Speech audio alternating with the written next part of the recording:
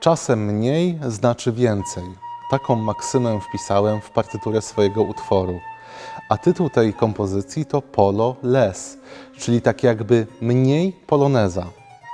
Gdy myślę o polonezie, nie mogę przejść obojętnie obok najważniejszego i najwybitniejszego twórcy polskich polonezów, czyli Fryderyka Chopina.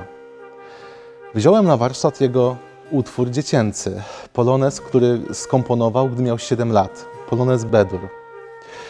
Nie ma w moim utworze cytatów, ja w ogóle nie lubię stosować cytatów, natomiast zajmuję się dekonstrukcją kilku początkowych taktów tego dziecięcego utworu.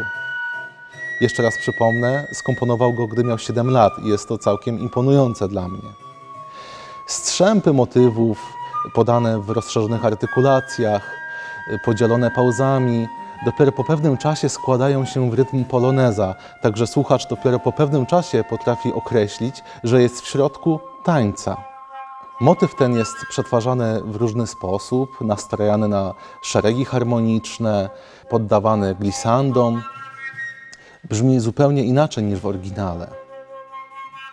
Chciałem bardzo, żeby ten utwór był bez takiego zadęcia, żeby był lekki i wesoły. Mam nadzieję, że udało mi się to.